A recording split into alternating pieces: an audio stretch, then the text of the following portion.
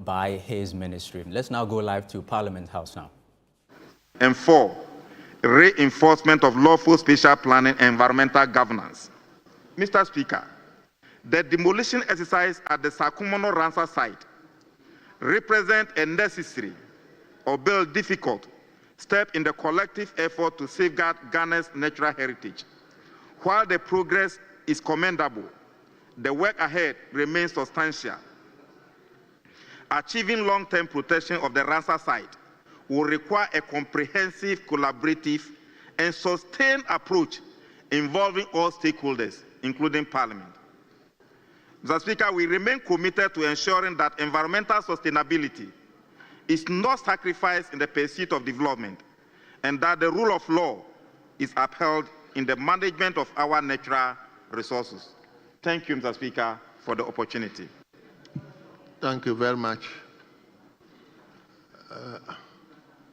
Yes, I'll ask only the leaders to comment. And come again. You want to comment? Okay. Minority Chief Whip, can you hold on a bit? Honorable Kofi Adams.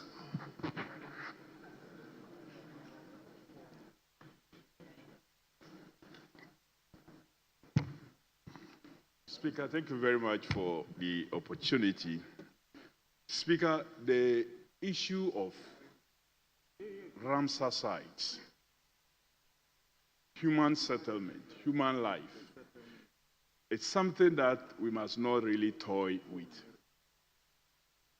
Aside the fact that it served as a home for some birds that migrate from where they originally are to these sites during times of challenges. It is also a pathway for water, because mostly these Ramsar sites are so close to the ocean. So they serve as entry point. They serve as a buffer. They serve as receptacle for water that is flowing from the upper zone into the ocean. When these sites get blocked in an unbridled manner and filled with concrete, like the minister said, it will result in massive flooding beyond the Ramsar sites. And the impact of this flooding, you get government and persons now being called upon to put the very little resources that we have in helping this same person that would have suffered because the very human being that is asking for help has created that problem. Mr. Speaker, we have so toyed with the environment to the extent that today, football that we used to play for 90 minutes, 45, we have to take water break. Why? Because the environment is changing, temperatures are increasing, distractions is being caused. Human beings now care less about even the environment that they live in. And Ramsar sites, Mr. Speaker, for whatever reason must be protected. And we need a consented voice. There should be unanimity in this House in supporting the ministry to pursue this agenda. Because the impact, the effect of allowing persons to take over Ramsar sites and develop them with concrete may travel all the way, Mr. Speaker, and consume this House. The tsunamis that happens in other parts of the world, the distraction. Sometimes you think you are too far from the ocean, and so nothing will happen to you. You may be driving through the motorway. As a result of the construction there, the water that should run through and get onto the sea will no longer be able to do that. And so I think we need to support the action that the ministry and government is taking. This is going to save us. And let's send a direct message to those who do that. That the environment must be protected, spaces must be created for water, for human, just in case of emergency. Mr. Speaker, do you know that the same area, the celebrity Govt, is also being ransacked by all kinds of what? Structures. And so we need to do something. We need to support the minister and the agencies for once to clear these areas. Thank you very much, Mr. Speaker, for the... Thank you very much. Yes, so I give it to a member for Swami. Yeah, thank you very much, Mr. Speaker. I thank the minister for the statement ably given to this House. Mr. Speaker, the Ramsar site, as he's talking about, is regulated by the Ramsar Site Management Regulation 1999. The Ramsar Site Regulation lists several areas that are declared to be Ramsar sites in Ghana. Mr. Speaker, it lists the Muni Pomaze area. It also states the Densu Delta. It mentioned the Sakumo, which is now called the Sakumo Ramsar site. In fact, in law, it's called Sakumo Ramsar site. And then also it mentioned the Songo Ramsar site. Mr. Speaker, the same regulation mentioned the Keta Lagoon Complex and then the Owabe Wildlife Sanctuary.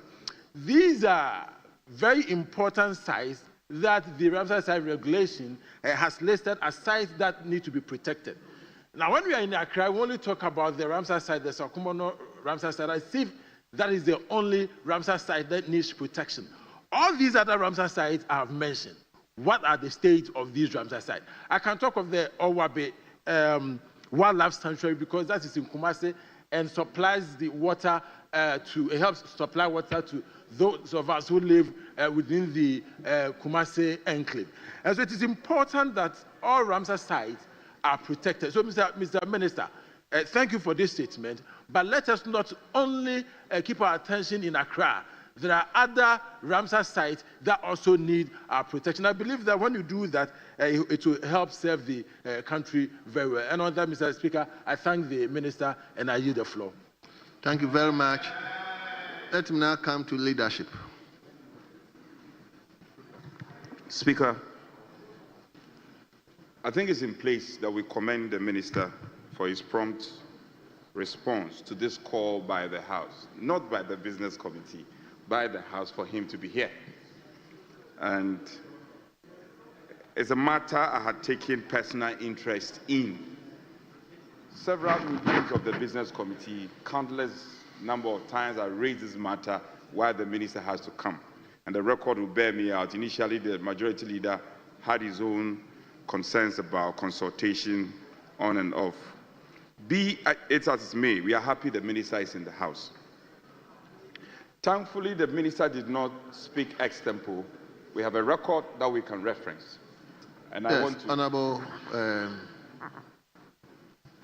Chief Whip Minority, kindly allow me to take a rest and cede this seat to the First Deputy Speaker. So you may go on.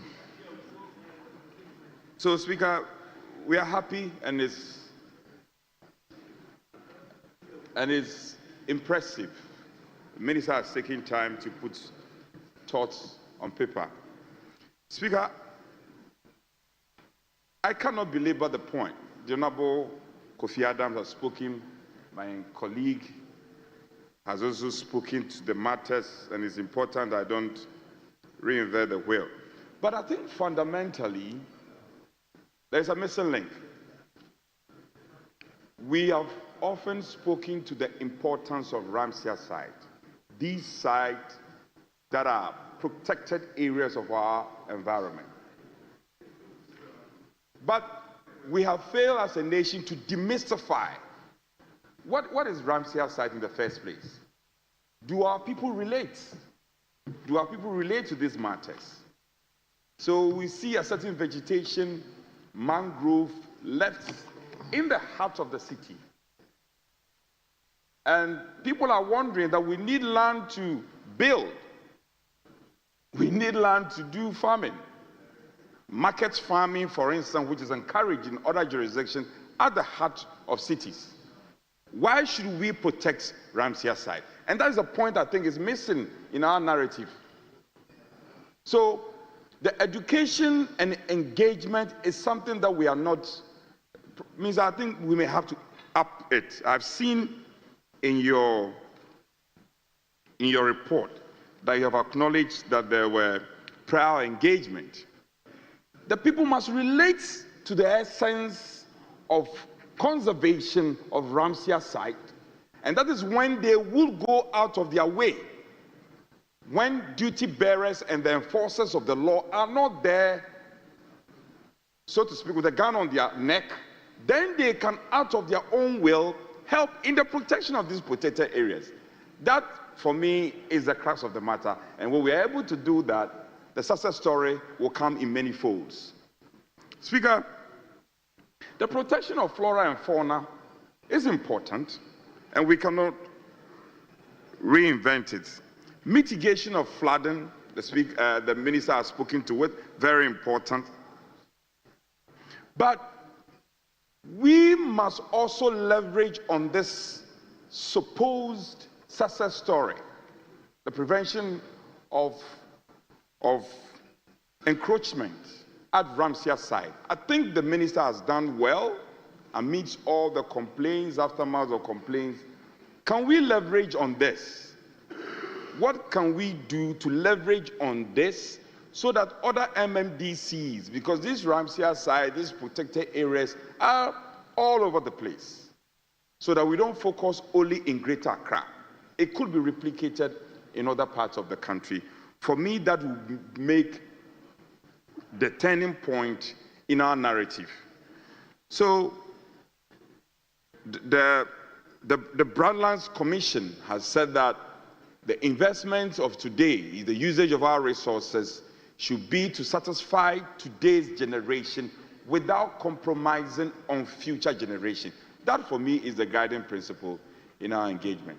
Minister, I want to once more encourage you for coming and showing respect to this House. This is what we want. So when we say that ministers should come and brief the House, and then people defy and say, oh, why we have dissenting views, we should file a question. Earlier engagement, other colleagues have said that we should file a question. So if we allow the ministers to come, one, we will help in demystify the concept, and then the people who were affected could also be carried along, and they will know that, well, it is not victimization, especially when there is a change of government. People will say that, well, we are being victimized for one reason or the other, but it's not the case, but it's for protection of a protected area, and it's an environmental decision that must be taken for the good of our country. Then all of us will rally around and support the government. Speaker, I thank you for the opportunity, and also to encourage my respected minister that it shouldn't be a flash in the pan.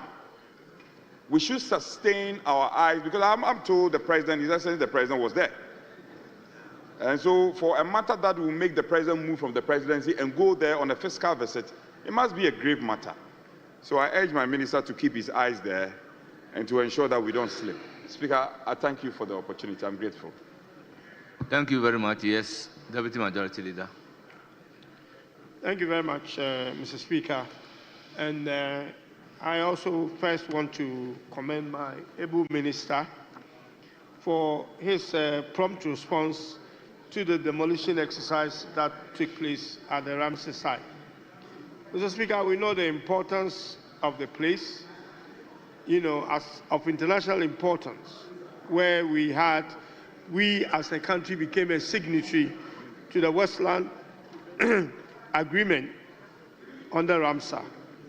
Mr. Speaker, the place is of ecological importance, biodiversity, and it's become a habitat for birds who migrate to the place. Mr. Speaker, the minister eloquently pointed out the things that he and his team will be doing to support the place. And I think this House must all come together in supporting this important site as part of our ecological existence. Thank you very much, Mr. Speaker, and thank you again, Minister, for making this important presentation. Thank you. Honourable members, we've come to the end of comment on the statement made by the Minister responsible for local government, chieftaincy and religious affairs. Yes, Deputy Majority Leader, any indication? Deputy Majority Leader, any indication?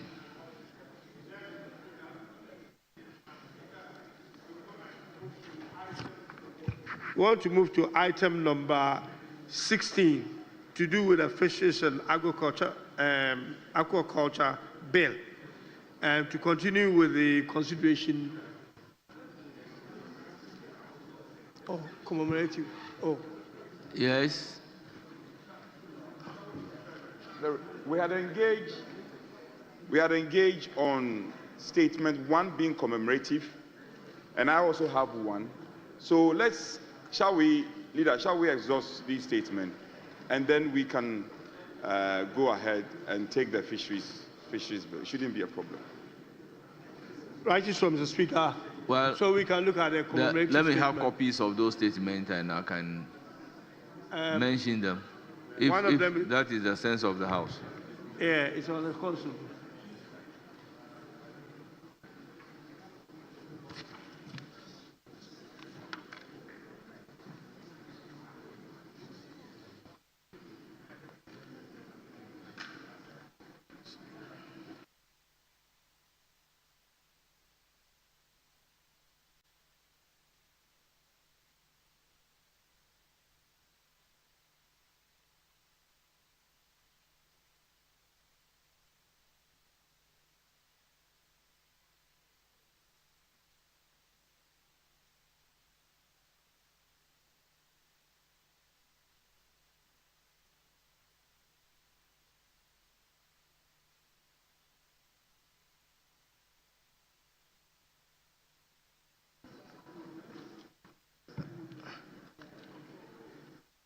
Yes, we have a commemorative statement standing in the name of Honorable Sebastian Day on youth and skills for job in Ghana. Honorable Member, you have the floor. Honorable, there are actually 2 of them. One in his name, and one stands in the name of Honorable Rap. So, Speaker, with your discretion, if you want 2 of them to read, and then we can comment. Yes, I don't have a problem, but just draw my attention to the second statement. So he can be taking the first one, and then we'll sort out the second one. Mr. Speaker. Yes.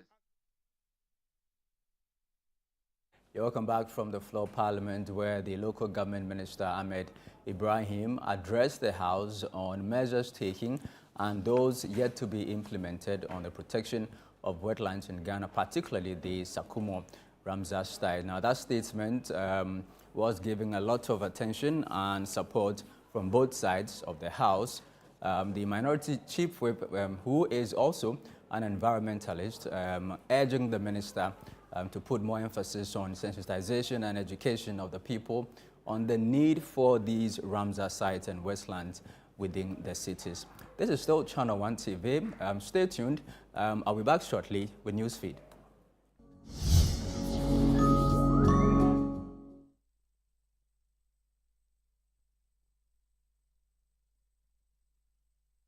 Every journey begins